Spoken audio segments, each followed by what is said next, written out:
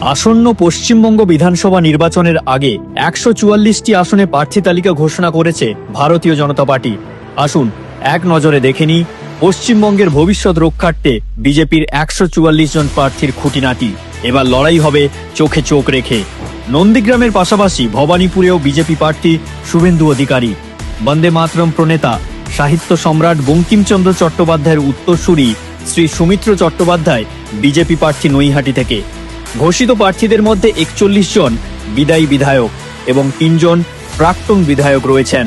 মোট ১৪৪ জন প্রার্থীর মধ্যে ২৩টি আসনে প্রার্থী করা হয়েছে শিক্ষকদের, ৮টি আসনে প্রার্থী করা হয়েছে সমাজকর্মীদের, ৬টি আসনে প্রার্থী করা হয়েছে আইনজীবীদের, ৫টি আসনে প্রার্থী করা হয়েছে চিকিৎসকদের, ৩টি আসনে প্রার্থী করা হয়েছে সাংবাদিকদের, ২টি আসনে প্রার্থী করা হয়েছে তারকাদের, ৩টি আসনে প্রার্থী করা হয়েছে অবসরপ্রাপ্ত সেনা আধিকারিকদের, ১টি আসনে প্রার্থী করা হয়েছে সামাজিক আন্দোলনের বিশিষ্ট ব্যক্তিত্বকে, ১টি আসনে প্রার্থী করা হয়েছে ক্রিকেটারকেও, ১টি আসনে প্রার্থী করা হয়েছে প্রাক্তন প্রশাসনিক আধিকারিককেও, ১টি আসনে প্রার্থী করা হয়েছে এক লোকশিল্পীকেও।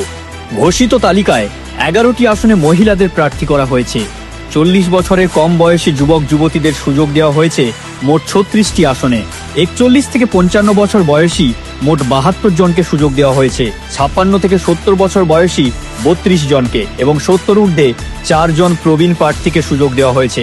সব মিলিয়ে সমাজের প্রতিটি স্তর, প্রতিটি বয়স সীমা, প্রতিটি পেশা থেকে প্রতিনিধি রয়েছেন বিজেপির এই ১৪৪